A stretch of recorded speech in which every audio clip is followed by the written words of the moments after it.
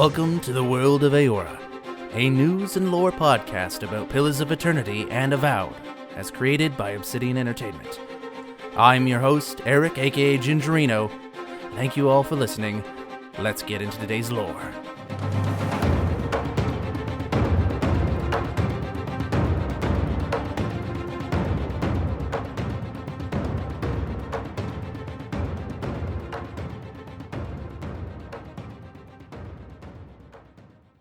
Hello everybody, and welcome to the World of Eora. I'm your host, Eric, aka Gingerino. Thanks everybody for joining me on another special episode of the World of Eora, and I'm sure you noticed the new intro music that I had. I'm just trying it out. I'm just trying it out. I'm probably going to keep it. I figured now that since we're over the hump of the 100th episode, it was time to maybe change things up a little bit. That really upsets you, let me know, and I guess I could always switch back to the original theme, but I decided to keep the music within Pillars of Eternity, so it's still very on point. But yeah, I thought it was time for a little bit of a change, so we're trying that out. Anyways, welcome to the show. If you're new to the show, then that introductory music doesn't sound different to you. Hi, I'm the host of the show, Eric, aka Gingerino. This show is about looking at Pillars of Eternity 1 and 2, and Avowed, when it releases, to look at the lore of this fantasy world known as Eora, to just appreciate the writing that goes on, to experience it in a new way, kind of just form a community and really appreciate the writing and the nuance and the story in the fantasy world that is Eora. In today's episode, we're going to mostly be speculating about different things. I've talked about a lot of this stuff in the last couple episodes especially, so I've touched on most of these ideas, but today is going to be a speculative episode. As a result, there may or may not be periods of time where there is spoilers. I haven't looked at every single response thoroughly for spoilers. I have my own ideas on how things work, and I'm going to try to keep my answers spoiler-free as to what the things are going on in Avowed. But I may occasionally bring up some stuff for spoilers. I will give you a heads up if I say or I know I'm going to say anything that is spoiler related. So if you want to continue listening to this episode, albeit very cautiously, feel free to. I will give a complete heads up if there's any spoilers that come up. I'll try to keep it as spoiler free as possible, but just know moving forward, be ready to hit a pause button if you want to avoid spoilers for Pillars of Eternity 1 or 2, because there's the propensity in any speculation episode for that to happen.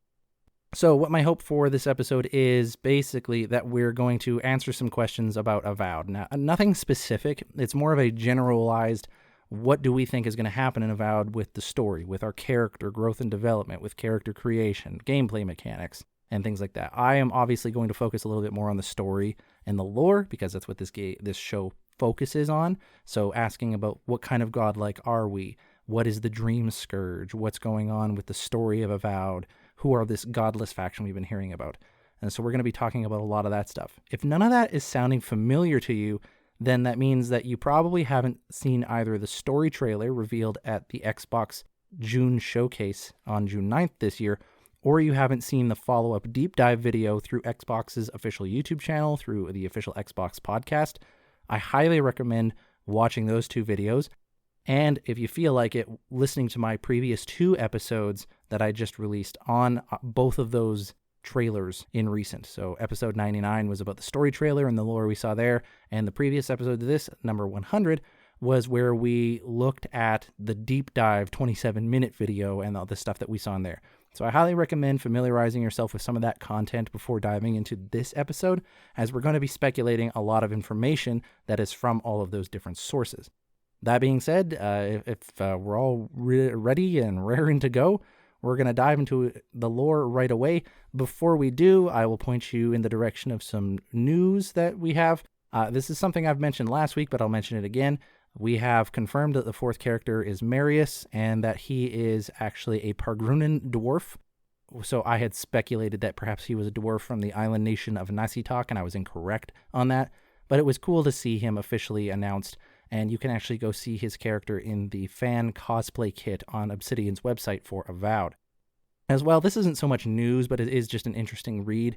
There was an article put out recently, I want to say it was Gaming Trends or something, where Carrie Patel focused on why they decided not to include romance in the game, the comparisons of Avowed with Skyrim, and the length of the game and that kind of a thing. It was a really interesting article to read.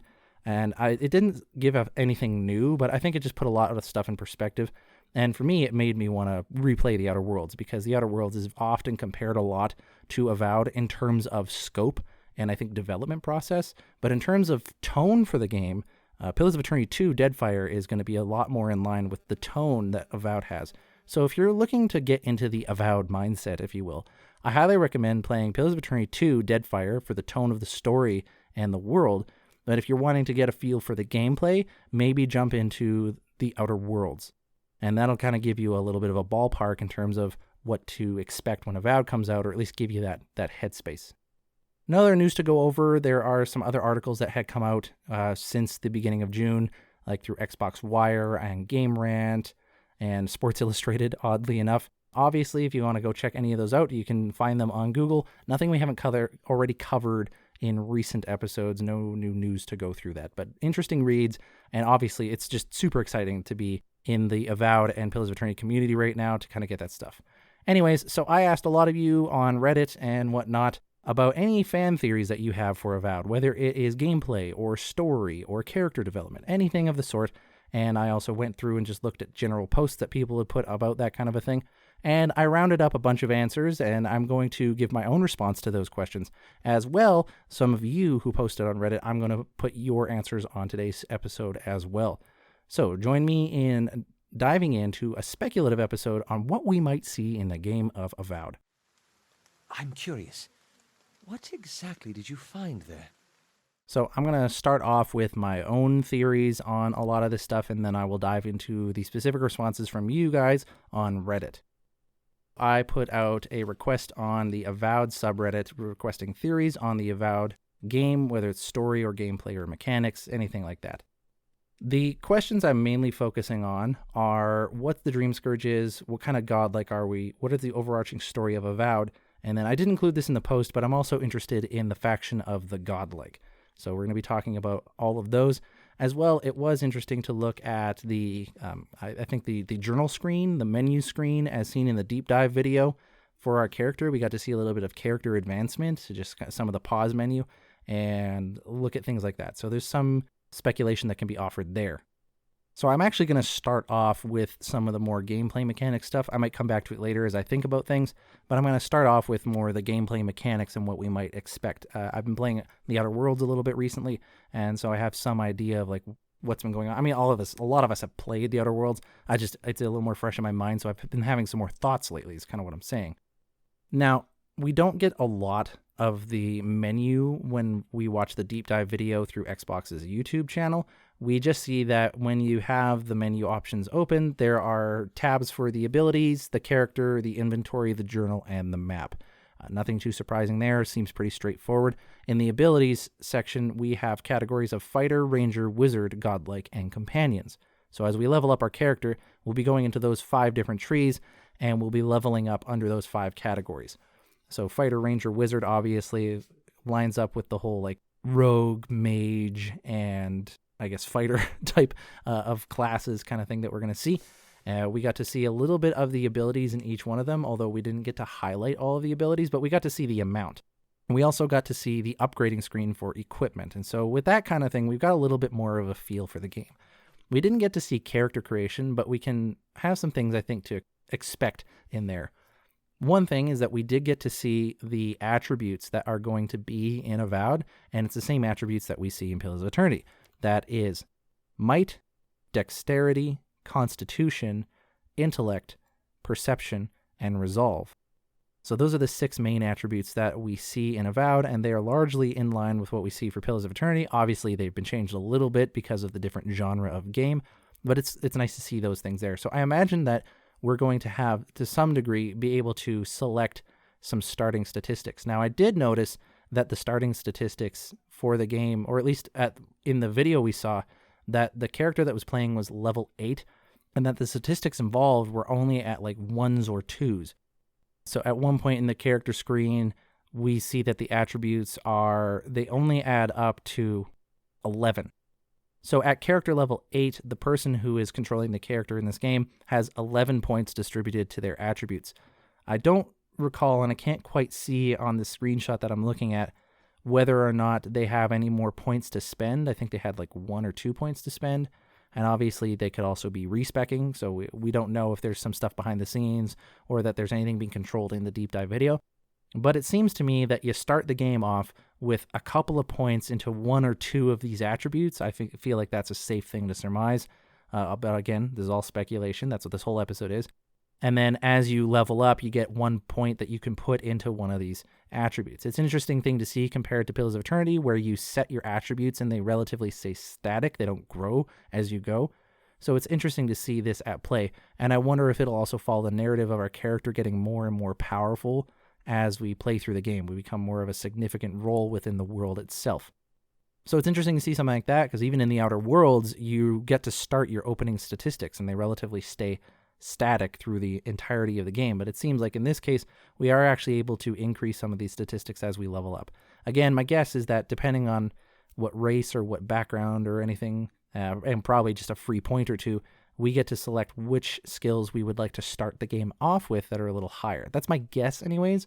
We don't technically know. I don't know if we would start at 0 or if we would start at 1. It doesn't make sense that we would start at 0, but we haven't seen any gameplay with that being involved, so perhaps that is a thing to think about. I don't know what kind of things in character creation would affect our ability scores. I don't see the difference between being a human or elf playing into that terribly. Now, to be clear, we are a godlike race in this world, and if you're interested in knowing what a godlike is, I've done a lot of talking about godlikes, one of the unique races of this world. But one thing about godlikes that is unique is that they're all godlikes are sterile. They can't make kids. The godlikes come as the result of a deity blessing a baby while it's in the womb. And so you might have elven parents or human parents, and then you might give birth to a godlike creature. They will still have your kind of form that you have as their parents, but the godlike baby will have a different physiological expression of the nature that the god that they're associated with. So I don't see elven and human ancestry really coming into play for that. I'm guessing that it's probably more in line with some of your character background. So if you were able to choose like a noble scion, for example, which is maybe more of an aristocrat, perhaps you will have a higher intellect or something like that. If you're choosing a hunter, perhaps you are gaining a perception bonus right at the start.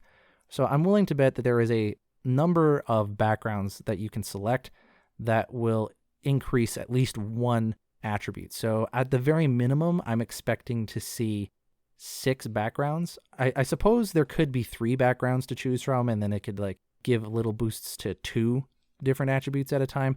But I think for Obsidian's repertoire and all that, especially with writing and character creation, I feel like they'll probably have more backgrounds than 3. So I'm expecting at least 6, possibly more. And who knows, maybe the backgrounds won't actually do anything. Maybe you're just given 2 or 3 points at the start of character creation, and you get to pick which 3 attributes you'd like to start a little bit higher in. Otherwise, one of the things that I think we'll see in character creation that's kind of been confirmed is what our godlike character will look like. Obviously, in the deep dive, we have this lichen that's growing on our face, but I do believe that there are subtle options and more drastic options for how we want our character to look in the game of Avowed as a godlike that we are. And so depending on how it is that you want to look, you'll be able to customize that. I don't think we'll be able to choose what kind of godlike we are. Like, it seems very clearly that we are a specific kind of godlike. So I don't think there are like 3 mystery options. I think you're just choosing the aesthetic of how it expresses ourselves. Again, if you want to learn more about godlikes, you can check out my episode on godlikes. And I talk about it in the last 2 episodes pretty extensively, so you can kind of catch up on there if you want. Or happily just read the Pillars of Eternity fandom articles on godlikes. But one thing to note about godlikes is, generally speaking, a person who is a godlike character, they know which god they are associated with. Like, you know whether you're a Mogren godlike or you're a fire godlike. You know if you're an Aethys godlike. You know if you're a Berith godlike. But in this game of Avowed, in this story, you don't know what kind of godlike you are, and other people don't know either. Perhaps there'll be people in the Living Lands who can figure it out or find out for you, but we don't know. And that is a really unique thing in this world, that we don't know that kind of thing. As far as leveling up goes, there seems to be a mixture of active and passive abilities. Active abilities seem to be the abilities in square icons, and passive abilities seem to be the one in circle icons. Based on the small amount of abilities that we see in the fighter class for active versus passive, I'm wondering if we can put active abilities into weapons as well, because there are empty slot things within weapons to be able to place that stuff in. So I'm speculating that we can actually put abilities into our weapons. I'm not sure how that works lore-wise, but I feel like there's going to be more than just 4 active abilities present as a ranger or a fighter.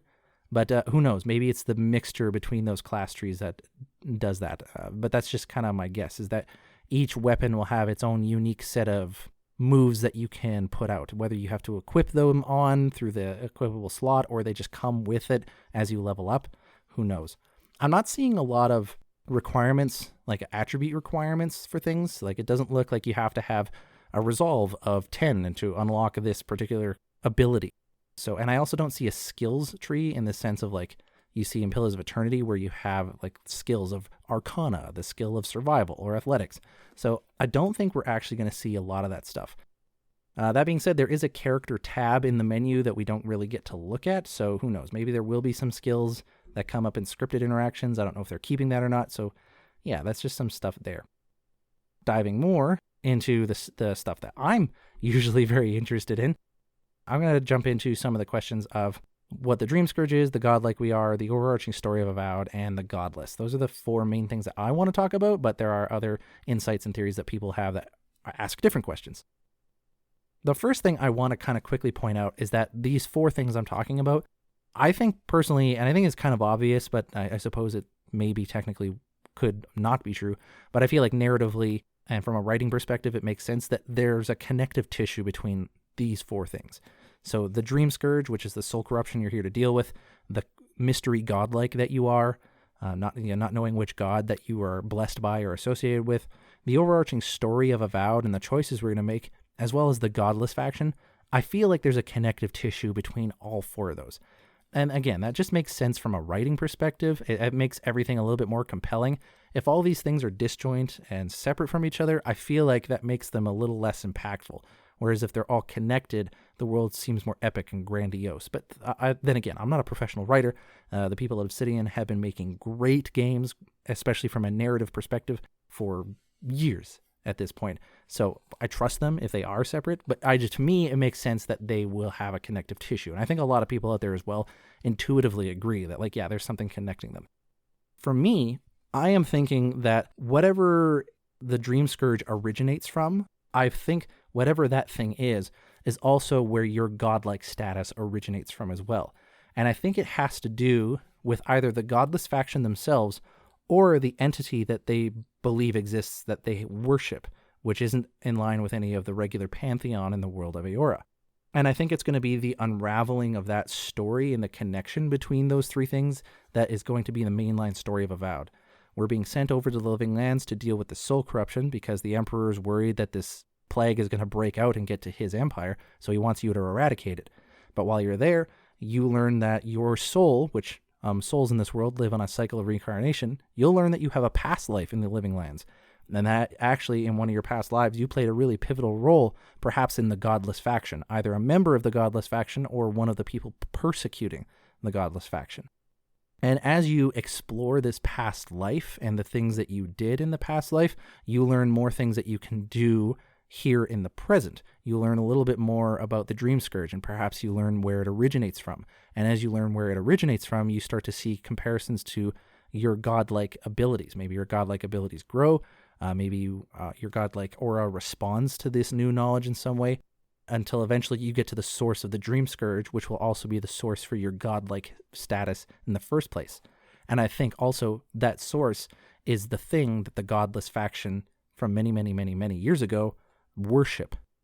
That's kind of like my overarching theory. And it's not a lot of details there, but that's just kind of the idea behind it.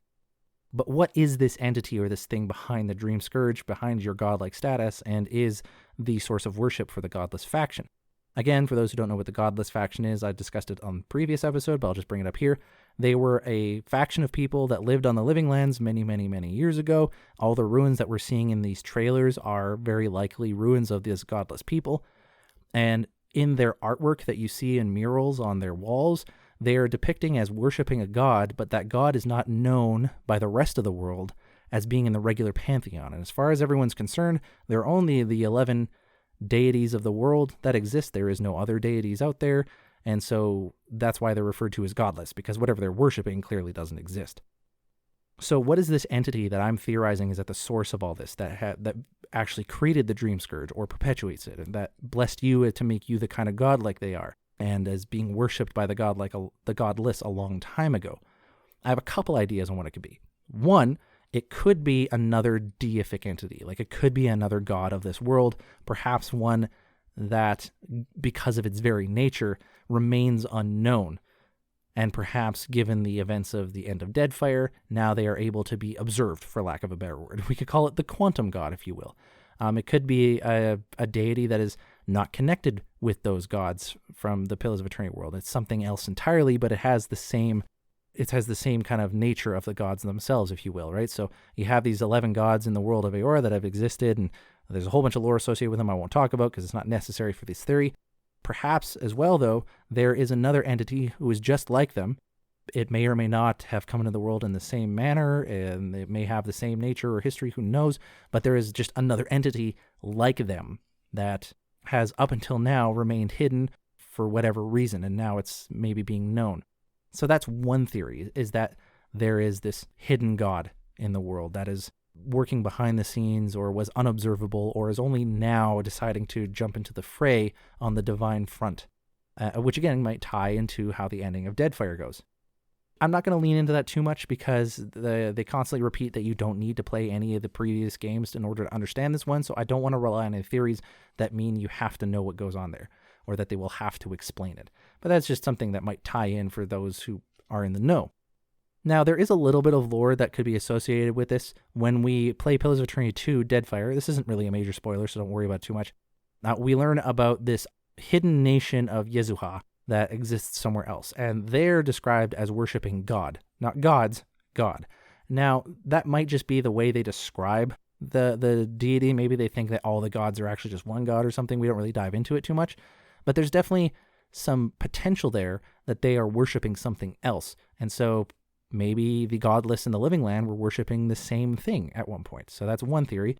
Another theory I have is that you're actually a Wall godlike. Wall is one of the established 11 gods of the world of Eora, and he is associated with dreams, mysteries, revelations, and secrets. So he's a very mysterious god, and you are a very mysterious godlike.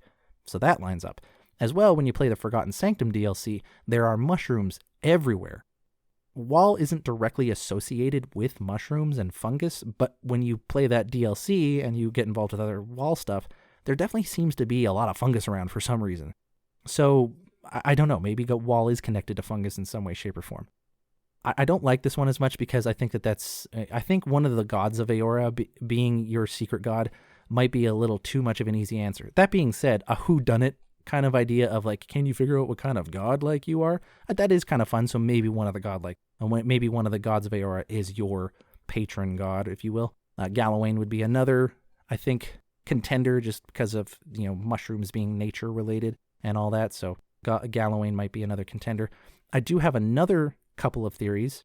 One is that fungus in this world is more than just a bunch of mushrooms growing everywhere. Fungus in this world actually has the propensity to become sentient. And we can kind of see that in the deep dive when our character is fighting these little sporelings, which are kind of like humanoid mushroom things. But from playing the Forgotten Sanctum DLC from Pillars of Eternity 2, we see that mushrooms can actually grow to the point and they can consume enough soul energy from people, known as essence, that they actually can gain their own level of sentience. When you start talking about the beyond, the capital B beyond, where the gods live, and how and where that is, there's a lot of ethereal stuff about that and a lot of like fantasy space magic kind of a thing, but it's not outside of the realm of possibility, at least in my mind, that a fungal colony that maybe consumed enough essence and gained their own level of sentience actually gained a level of power with all their soul energy as well, and perhaps they were in some way, shape, or form able to either infect or travel into the beyond where the gods live. So there's a fungal infection and there's like black mold in the plane that the gods live in now, and they just haven't fumigated it yet. Or that this fungal colony is somehow able to project their consciousness into the beyond, and now they are able to do goddish things, right? They have entered into the beyond, they have a lot of essence that they have consumed, and they use that to power their abilities in the beyond, and so maybe they are functionally gods. They obviously, this fungal colony wouldn't be a god in the technical sense or the traditional sense, but on a functional level, it's doing the same things.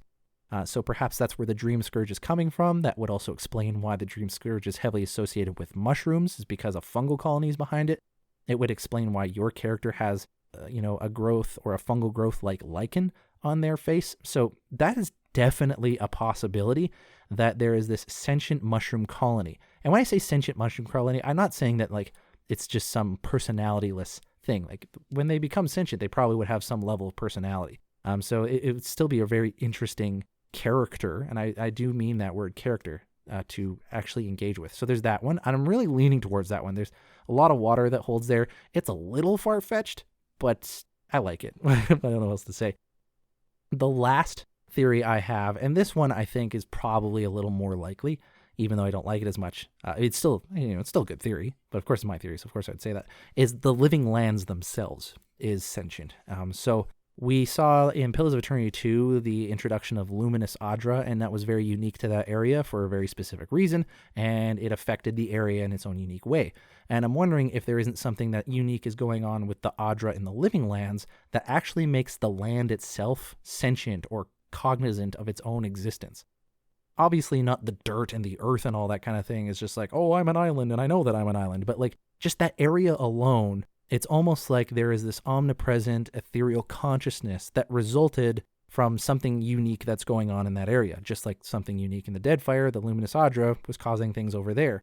So, and we do see this purple aura around a lot of the Adra pillars in the trailers and the deep dive for the Living Lands.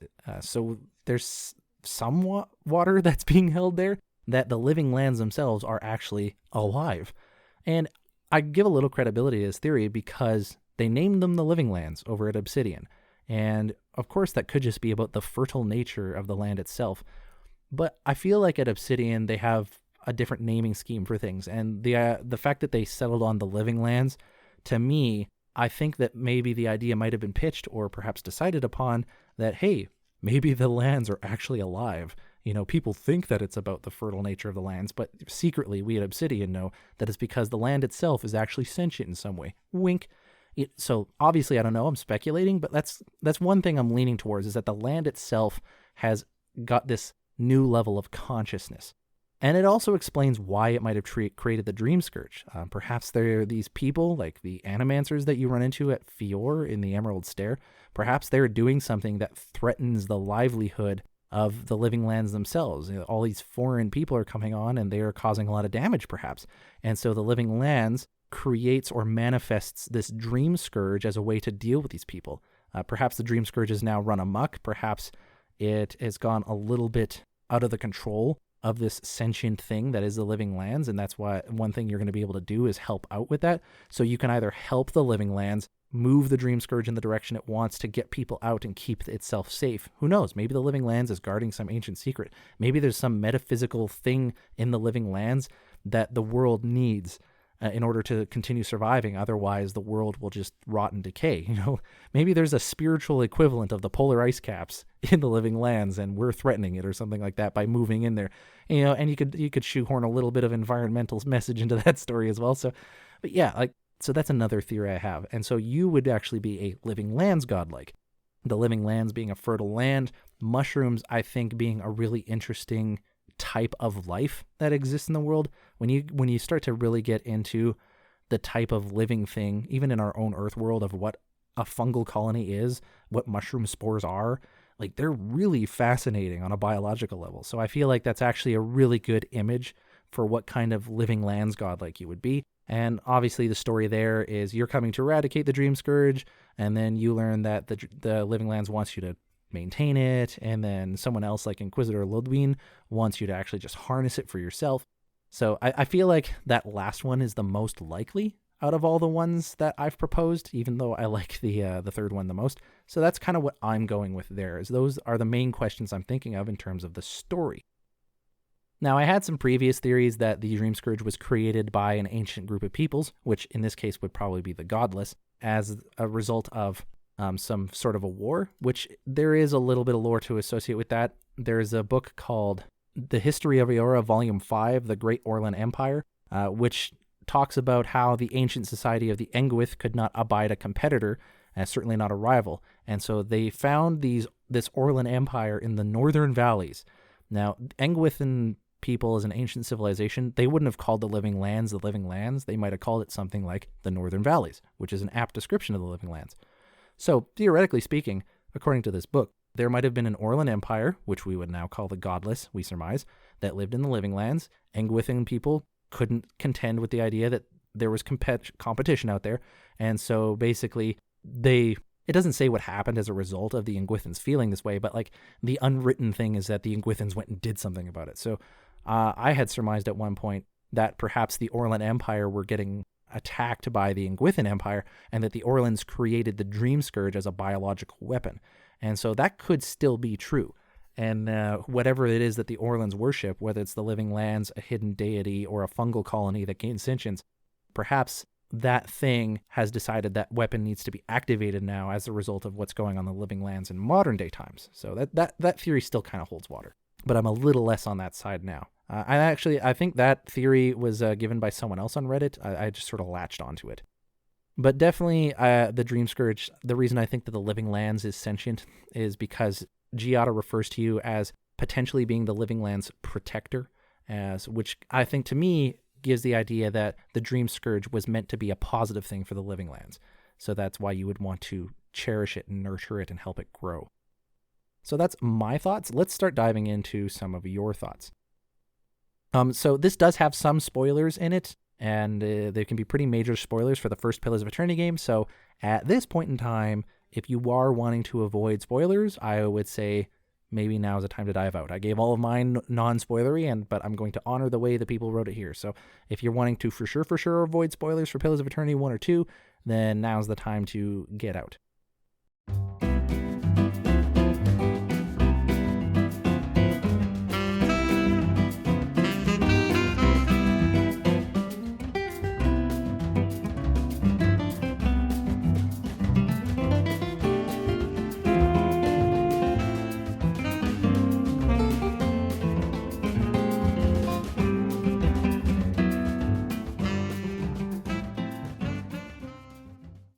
On this same Reddit post is where we're going to start. We have a person named Sherlock says this. Here are some quotes and various items to noodle over. One thing I've been thinking is that we know the Engwithans couldn't find any gods when they searched. He gives a quote here. One day they found an answer, except the answer was no answer at all. There were no gods to be found, or if there ever were, they were gone. So that's a quote from the game, is that the Engwithans, they tried to find gods, but they couldn't find any. So theoretically, there were either no gods or they didn't care to be found. But they also based their gods on existing concepts. So the Engwithans, long story short, big major spoiler here, they created the gods of Eora. So the gods of Eora were created by the Engwithans. And so they created these gods based on their existing concepts. Here's a quote to support that. After the dust settled, we adopted the forms of beings from Eora's most prevalent myths. There were other faiths and legends, but we labored to strike their names from history. When the Engwithans created gods, the gods took names and forms that were familiar to other legends and faiths, but removed their names entirely, obviously. And I think that was just as a way to try to make sure that the faith could be adopted by everybody possible.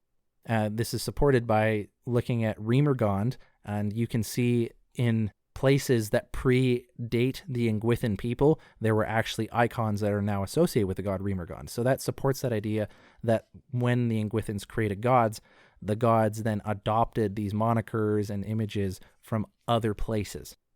In the Forgotten Sanctum DLC, we've got a signal that there was other worship in the Living Lands that were attempts to stamp out. And the quote is, "Let not the sullen wild people of that lawless continent continue to suffer beyond the guided hand of the queen that was and shall be," which is in reference to the goddess Woodica. "Deliver them from their savagery that they might join us in civilization and reap soon the rewards of their newfound piety." So that kind of hints towards the idea that there was this empire in the Living Lands that were worshiping gods that weren't the main gods of Eora, and that there should be an inquisition basically put against them. As well, a hint that there may be something left over if the Engwithan gods are disposed of. So this is another quote from these. A lot of this is coming from a same kind of similar material in the game. Perhaps I'll do an episode on this. "And in the final quiet hour, a call from nowhere. Who's there? The voice of nothing asked, and it was answered by no one. Into the silence a chorus of wind began to blow a new tune. No one knew, and it echoed into nowhere. Nothing responded with a whisper and the beginning of a word." And so Sherlock says here that based on the arrogance of the Engwithans, you wouldn't be surprised if they missed something in their search for the gods. And heck, they could have missed Wall altogether and he just snuck into the pantheon regardless. One thing that he said here is that if the Gwithan gods are ever disposed of, that might have something to do with it. So the Dream Scourge perhaps maybe is a failsafe that, like, if the gods of Eora are ever discovered or there's ever something that is like at risk, then we need to have a failsafe that just eradicates all life and we can start over. Pull a real Horizon on this kind of a thing. And so perhaps the Dream Scourge is a failsafe for the events that happened at the end of Deadfire. I don't know if I agree with that entirely because, again, it relies on some previous knowledge or that knowledge has to be explained to the players, and I don't think that Obsidian wants to do that, but I really do like the idea behind a failsafe. I think the Ingwithans might have thought of that, or a contingent of Ingwithans would have thought of that. He does go on to talk about a legend of the living lands having to do this wonderful garden, and I do think it's interesting here, but I want to have time for all the other theories as well, and as you can tell, I dive into little bits of side content every time we talk about something, so I'm going to leave that there, especially since he's a little unsure if this next part has to do with it. But thank you, Sherlock, for that message. I really loved that you added the quotations. That was really great, and it just like added a lot of, I think, credibility to the ideas you have there, and I'm definitely holding on to a couple of them myself. Ordis commented on this. Thank you, Ordis. I'll always love the stuff you do on the Reddit. He agrees the idea that not a god, but something that entered the beyond and has infected us. The living lands themselves is a good example as well. We've already seen how fungus can cannibalize consciousness, such as with Lengrith, one of the archmages of the world. Maybe it's something that assimilated a god seed, which is actually a piece of lore. It's very interesting. I need to do a little more research on, so I'm not going to comment it on here. But yeah, the idea that something else has a kind of ascended to godhood, if you will. Or possibly the result of a ritual by the godless. So maybe the godless did something. Maybe they're like the Dwemer from the Elder Scrolls. They just disappeared all of a sudden because they performed some ritual, and that's what created some god in the world or created the Dream Scourge, who knows. Creating not a god, but more of an animist presence and linking the living lands in one big consciousness. So again, the living lands becoming its own consciousness. But he correlates it here to an animist presence and a ritual, and which actually I think is a little more narratively compelling than what I was saying, so I like that. As for the story, he thinks that the projects will be met with a lot of frictions from locals, and we've seen a lot of factions in the first gameplay trailer, and our status of Indir's envoy will invariably induce reactions, and he compares that to Tyranny, which is another Obsidian-created game. Ordis, thank you so much for that comment, that I can include it here. I put out another request for any theories and stuff today, the day of recording, just in case there are any last-minute people who might see it, and I got a couple responses here. Yaya P01 says, about the origin of your godlike character, my theory is that you are the godlike of a race that the Orlan companion is studying, the one that doesn't worship any known gods. You discover their old god or maybe some principle or ideal that they worship and realize you're its first godlike. That idea corresponds to the one I brought up earlier about there being an old god that exists in some way, shape, or form, whether it's like the embodiment, or I guess disembodiment if it's ethereal, of some ideal or something like that, or God itself, and that it's the one that's being worshipped by the godless faction, and that our Orlan companion Yahtzee is studying that. The one thing I didn't think of, though, is that you were the first godlike of this thing's being, which is actually a very interesting idea, because if the godless people didn't have godlike, which they wouldn't if they were ancient enough, are you the first godlike of this type? Are there other godlikes out there with you? Will we run into another godlike like us in the Living Lands in Avowed? Will they be the main antagonist? Are they the second one? Are you the first one? That's actually a really interesting idea, that you're the first godlike of this kind, because I think it gives a lot of credibility to an emergent god or an emergent consciousness if you're the first one of its kind, that they haven't made one beforehand. So that's pretty interesting there. I'm a lease, so I am a, as in I'm a, and then lease as in Lease. I'm a least on Reddit says, everything I can think of wouldn't take too much time to talk about, and I've been speculating a bit about the origin of Kith. Kith are the elves, humans, dwarves, Orlans, Amauans, and godlike. They're the main civilized races of the world, although there are a lot of other ones that are much more ancient, but they're just not partaking in kind of like the worldwide race, if you will. Speculating a bit about the origin of Kith, or at the very least the meadow folk, on the Adiran continent, having migrated from the far north, and if that means they came from the Living Lands. I don't know if history goes that far back and be connected to the story of Avowed. It's possible. I haven't read the rest of it yet. I'm already really liking this because it adds credibility to the idea that your character has a previous life in the Living Lands, because if you're an Adiran envoy, obviously you're very important in the nation of Adir, and your family obviously, or maybe not obviously, but could go very far back into the history of this empire, and if that empire originated from the Living Lands, then it stands to reason that our character might also have a reincarnated life in the past on the Living Lands. So I like that idea. He asks if I've done any of the episodes on the history of Eora volumes that we find in the Forgotten Sanctum. No, I have not, but I plan on doing one as a result of actually a lot of this discussion I've had in the last couple of weeks. I really want to do one of those soon. Ortis comes back in this comment. Thank you, Ortis, again. And thank you, I'm Elise, as well as YayaP01.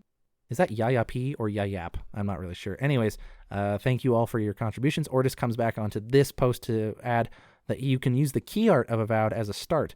It represents a character in a couple of ways.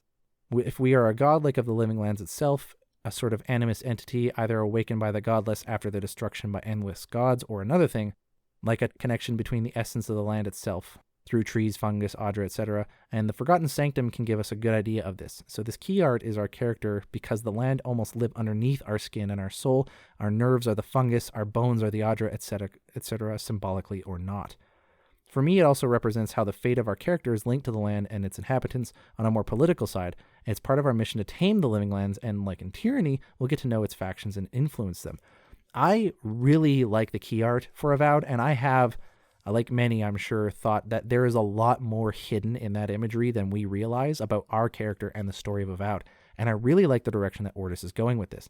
That when you look at it, you really are seeing the summation of the Living Lands of all the stuff that's there. You're seeing the ruins of the godless. You're seeing the Audra coming out of where the shoulder is. The fungus is like your nervous system, which is connected to your brain and your consciousness.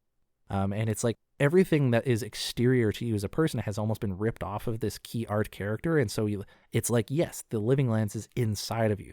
And so this really gives an idea that if there is a consciousness behind the Living Lands or something like that, that you are a godlike of the Living Lands itself. And so you're almost like an embodiment of the Living Lands. You're almost like a Delimgon, but for the entire continent itself. So I really like the use of the involvement of the key art here, Ortis. Thank you so much. And I think I'm going to spend a lot of time staring at that image now to see if I can find anything else.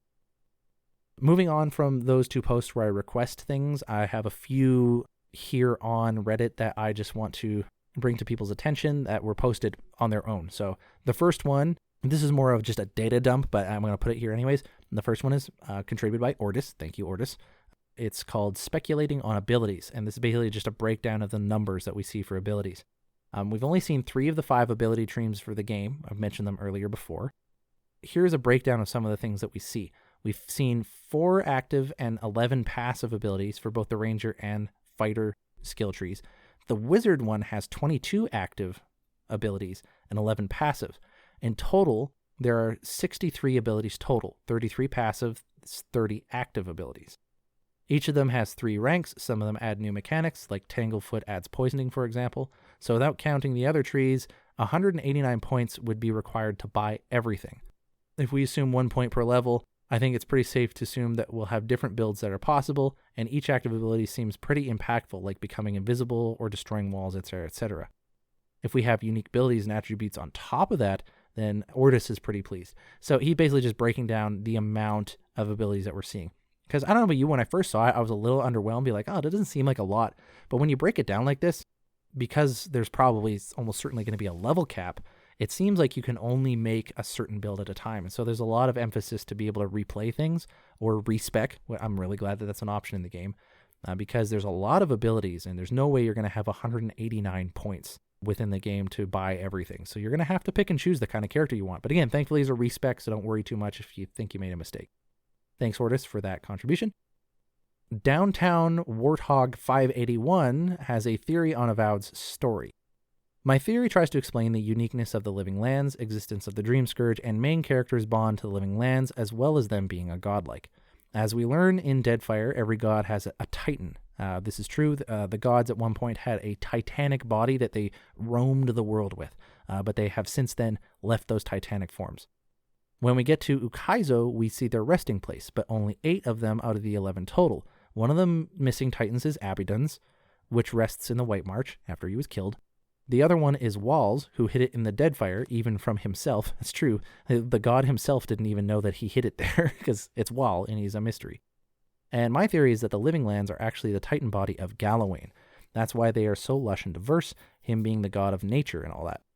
Something happened in the past that toppled his titan and splintered his soul. Most of it escaped into the in-between where he resides to this day. A huge chunk of what he lost remains within the titan, and the rest was lost to the wheel. That part of him that remained with the titan was conscious, though. Over time, the essence of that soul fragment was being corrupted, similar to what happened in Pokokahara in the second Pillars game, and by the time Avowed happens, the widespread corruption led to it having nightmares that manifested on anything and anyone living on its surface. This is what people call the Dream Scourge. Finally, you, the player, are the reincarnated part of that essence that Galawain lost to the wheel, and that is the reason you are a godlike, and also for you having the connection to the land. I see at least one inconsistency with already known about Avowed, that being the ability to choose how your godlike nature manifests on your body. If you choose Death Godlike look, it would be a stretch to find out how you're actually Galawainian, but perhaps it could be explained in some way. I really like this theory and don't in different aspects. The something I really like about this is that like it really ties into, and he doesn't mention it here, but it really ties into the Seeker Slayer Survivor DLC. And in that expansion for the second Pillars game, we see that Galawain is willing to go pretty far for the sake of survival. After all, it is a part of his divine portfolio, if you will. And so we learned that he had kind of like this backup plan on how to survive if ever, pardon my French, shit went sideways. So he has this backup plan for how to survive. And if you are Galawain, I suppose, why would you stop at one backup plan? Why not have a bunch of others, right? So perhaps there is another backup plan or something else, as Downtown Warthog explains here, that Galawain had in motion. So I think that it gets a little bit, I don't know if the word convoluted, it gets a little complex at certain points, like he was broken, his essence was broken into different parts, and some of it forgot itself for something. I'm not sure if I'm understanding it 100%. So I think it's a little bit more complexity than is necessary there, and I'm sure Obsidian, being really strong writers, I don't know if they want to add too much complexity, but then at the same time, I think it also shows off your writing skills to be able to make a complex idea a lot more simple, so perhaps they will be up to the task. I have an initial knee-jerk reaction to saying that it's not Galawain, just because I don't like the idea of it being one of the main gods of the world, simply because it feels like not a shoehorn answer, but too easy of an answer. I'm also just not a big fan of Galawain. But I will admit, this theory does hold a decent amount of water. Like, there's a lot of thought that's gone into it, and it does pull from ideas that we've seen repeated in other things within Eora through the Pillars games. And Obsidian is anything if not consistent in the way that they like to make their worlds, right? So this does actually have a lot to it, and it answers a lot of questions as well, that you are actually a Galawain godlike. But the reason that you don't know that you're a Galawain godlike is because you come from some reincarnated essence that was broken off from Galawain and doesn't remember itself, or it's asleep in some way, shape, or form. And it also, the Living Lands is being played with the Dream Scourge because it's literally a scourge of a dream that has come from the god Galawain, or this part of him that is asleep, and it's being manifest in this way. I'm not sure how this correlates to wanting to protect the Dream Scourge, but then again, maybe that's not a good idea. Maybe that's the bad ending. So, there's it's a really interesting idea. The fact that you can pick how your godlike looks in the game, I don't think we're going to be able to pick nature godlike, as you align here, Downtown Warthog. I think we're going to be able to pick from a few pre-generated options that have to do with fungus. That's my guess. Perhaps you might be able to have a giant mushroom for a head or something, but I don't think that we're going to have a death godlike option personally. I think it's all going to be within the realm of whatever this mysterious origin for our godlike is. So yeah, there's that.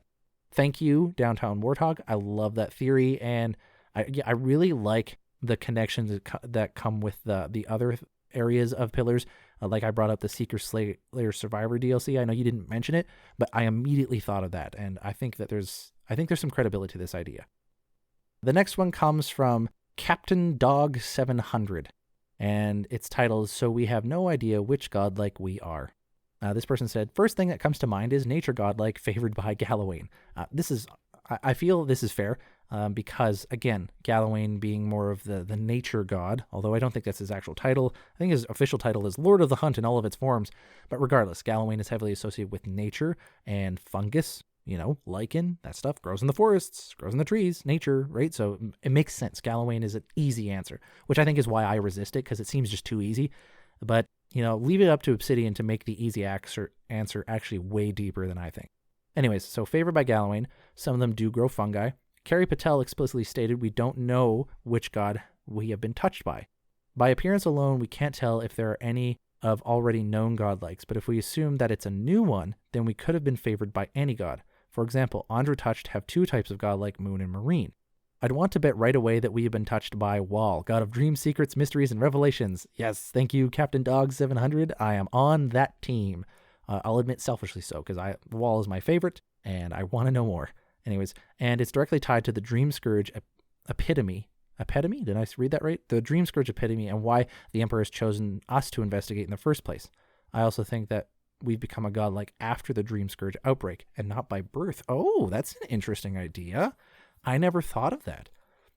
A godlike person who wasn't born as a godlike, but became one shortly thereafter, or became one when they reached adolescence or adulthood. And in this case, he's saying after the Dream Scourge outbreak happened. That's an interesting idea. I hadn't considered that at all. Thank you, Captain Dog 700. That's a really cool idea. And I wonder if that also might play into why you were selected. Like, I've just been thinking like, oh, you're just high up in his esteem. This person likes you a lot. But maybe it might be like, hey, clearly you have something to do with this because look at you. So we're going to ship you over to the Living Lands now. Okay, bye. Cool idea, Captain Dog. I'm going to hold on to that one for a little while. I'm going to stew on that. So Sunday at Noon commented on this post, and this is actually a really interesting theory. I want to see if I even have time to dive into this. He says, if we take Pallegina's side quest in Pillars 2 as a valid investigation to what a godlike is, and compare to discussions around what we know the Watcher could have 2 bells if they were godlike before receiving Bareth's spell, then there is a way to know. Okay, so a little bit of background here. When you play Pillars of Eternity 2, you gain Bareth's bell at the start of the game. As well, though, I think later on in one of the quests for the Temple of Bareth, if you play as a death godlike, which is a godlike blessed by Bareth, you already have that bell inside of you. It's a metaphysical bell, right? It's like a spiritual bell. So theoretically speaking, if you're a godlike, then you have a bell inside of you, which I think is also confirmed with Pallegina, a companion from the Second Pillars game, her side quest. Sunday at Noon then goes into this next paragraph here saying, the Avowed hero could have bells from every god. A mortal skilled at manipulating souls could have made a synthetic bell. The hero could simply be a receptacle for spiritual energy of no specific provenance, just an overflow created by a broken wheel, the wheel being the cycle of reincarnation that exists in this world. What an interesting idea is that you're actually a confluence of godlike energy as a result of the Second Pillars game's ending. Now, again, not a fan of that just because it relies on some information from Deadfire being transmitted, and I'm really getting the feel from Obsidian that they don't want to lean into that, but I like the idea, and I think that there could be something there. I'd never considered that. I have no idea what the implications might even be, that you're almost like you're an accidental godlike is what it kind of sounds like. Cool idea, Sunday at Noon. If we do accept that a godlike must have a single specific god, then we need to consider Remergon's pre-Ingwithan origin and possibly primordial gods that may be awakened now that the wheel isn't starving them. So this plays in the idea that there are actually other gods within the world. Certainly something that could be true. Obsidian has left that open for their benefit, I imagine. Easy options, he says Remergon and Wall seem the most likely. Wall for the dream connection, and Remergon for his association with entropy and spiritual heat death. So again, more for the Wall train. I'm happy with that. A lot of people commented on these posts that I'm talking about here. Brass Moth did some commenting as well, and Doomhawk did. So there's a whole bunch, but I don't have time to go through every single thing. So perhaps I will dive into more speculations on future episodes as well, because there's also sub-comments on sub-comments and things like that. So yeah, and even back on the theory from Downtown Warthog, which is about, Gallowayne being split up, there's also comments on there. Some from Mungus the Rat. He seems to like the idea of the Living Lands being a Gallowayne Titan. That's pretty cool. I always thought that Andra had a Titan that was still out there. I thought I remembered seeing something about that. Like if you died in the ocean or something, then like a giant anglerfish comes to get you. I don't know. That could just be a creature, I suppose. Without Shadow asks a question. Swagomon also does a good post here. Thanks to Denial. Actually, I'm going to take some time for this one because he has 2 different theories. He says, remember how we shut down Andra's storms? That's the end of the Second Pillars game, which kept the land where Reke is from isolated. Remember that Reke mentions where he is from and that there's only one god? And if you read the books in the Forgotten Sanctum DLC, you'll know that Reke's people once in a time were allied with Engwith. My theory is that you are the godlike of that god, and said god, now that the storms have dissipated, has come back to the Living Lands. And I'll admit, though, my second theory is more likely.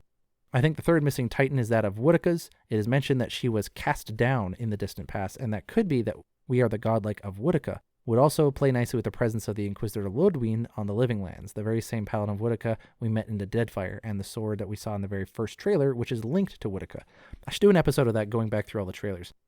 Weirdly enough, thanks to Denial, I actually like your first theory more than your second. I feel that if we are a Woodika godlike, then it really would push our character to select the Inquisitor Lodwyn narrative option a little bit more, and I don't think Obsidian wants to add too much pressure to be like, hey, this is the good option, or this is the one you're supposed to do, kind of thing. But then again, I guess you kind of would have that being pushed at you from all different directions. Like, you were already sent there to destroy it, but then, it turns out you're actually a Woodican godlike, so you should probably do the thing that her paladin order wants. But then you find out that the Dream Scourge actually is maybe a good thing, so then you should maybe want to protect the Dream Scourge. So I could see different conflicts going on there, really having a lot of interplay. So yeah, there's a bit of, I would say, the more I think about it, actually, I kind of like the second theory a little bit more from a narrative point of view. Personally, though, I feel like the first one, from a lore perspective, has a little bit more, I don't know why, I like it just on an intuitive level. I feel like the first one's a little bit better, but I like both of these theories. So yeah, a lot of comments to go through on all of these posts, but again, I only had so much time to record, and so this is what we're getting. Perhaps I can talk more about some of these commented things in a future episode, just as something to tag on at the end of an episode. But for now, that is everything we're going to talk about today. Thanks everyone for listening. This episode went as long as my previous one did in terms of recording time. Of course, obviously, after editing, it will be shortened down a lot. But yeah, thanks everyone for listening to today's episode of the World of Eora, where we dove into a lot of speculation. If you're listening to this, then obviously you got through the whole spoilery section. So I gave you warning. Nothing to do to close out the episode today, because everything was about Avowed, obviously. Thanks everyone for your contributions on Reddit, and a couple people sent me messages on Discord as well. Thanks for all that. I kind of amalgamated the ones on Discord, though, because it was the same as some things that were already mentioned, and we already had some repeat theories, so I didn't want to go on too long with that. But thanks everyone again for that. What have I been playing lately? Actually, I've been playing Blasphemous 2 on the Switch, just as something to play quietly in my bed while I constantly fight my toddler to go to sleep. And that's been very fun. However, I've been having some hand pain recently because of my job, and so I think I might have to put Blasphemous 2 down for a little bit. And right now, I'm downloading The Outer Worlds on PC, and I'm just going to replay that again because I talk about it a lot since all this is going on with Avowed. But yeah, so that's what I've been up to lately. How are y'all doing? How's your day? Tell me about your day. Tell dear old Gingerino about your day. worldofeora@gmail.com is where you can send me any questions or other theories, which I can put on future episodes. Or if you just want to chat, tell me about your day and what you've been playing, or any game recommendations you have for me. Let me know, worldofeora@gmail.com. You can follow the show at World of Eora if you want to. I mostly post updates on when shows come out, but I also will post questions or retweets, and occasionally little lore tidbits. As well, if you're interested at all in following me on Reddit, since we did a lot of Reddit content today, I am Gingerino on Reddit. Just Ginger and then ENO, not INO. A lot of people think it's INO, but it's GINGERENO. If you want to also support the show, if that's something you're interested in doing, you can do so at ko-fi.com/worldofeora.